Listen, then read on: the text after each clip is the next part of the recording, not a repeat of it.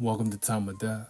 This video is for informational purposes and in no way meant to glorify or condone violence. In today's video, we'll be discussing the murder of Jonathan Lloyd McLean. McLean was shot and killed on Friday, January 31st, 2020 in the 15,000 block of Stagg Street in Van Nuys, according to LA County coroner records. Lontavion Javon McCallum was subsequently arrested and charged with the murder. The following is the evidence at trial. In the early morning hours of January 31st, 2020, the victim and two friends, Salarzno and Mayfield, attempted to enter the Red Tide Gentlemen's Club.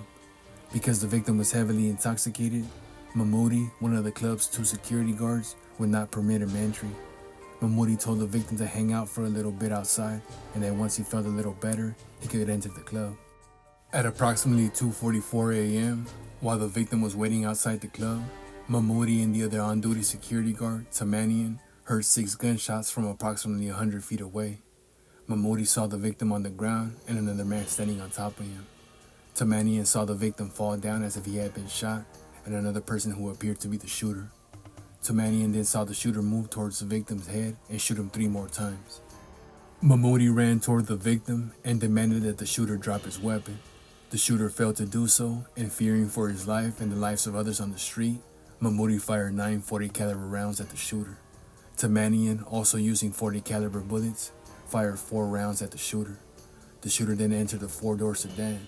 2 of the people entered the sedan and the car drove away from the scene. Mahmoudi and Tamanian then approached the victim, and Mahmoudi observed multiple gunshot wounds in the victim's chest and head area. Neither Mahmoudi nor Tamanian saw weapons of any kind near the victim's body.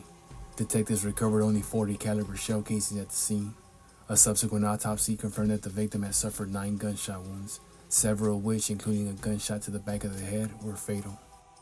Henry, a witness, testified he showed Mayfield, who had accompanied the victim to the Red Tide the morning of the shootings, 2 photographs of the defendant that the victim's mother obtained from Instagram following the shooting. Henry stated Mayfield confirmed that the person in the photograph shot and killed the victim. Law enforcement arrested defendant on March 26, 2020.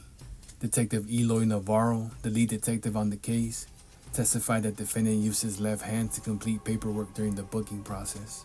Detectives then interviewed defendant for approximately an hour and a half. The prosecution played excerpts of this interview for the jury at trial. Nearly halfway through the interview, in response to detectives' continued insistence that he had visited the Red Tide, defendant stated, "You said why did you go? On PDL I didn't go, so why you guys keep saying this? On Bloods, on PDL I don't want to talk to y'all no more." The prosecution also played video from security cameras covering the Red Tide's parking lot, and from a body camera worn by one of the club's security guards. The footage depicts, from a significant distance, what appears to be a male individual in a long-sleeve red shirt or sweatshirt, jeans, and a bandana exit a dark-colored 4-door sedan with a sticker in the lower left corner of its back window.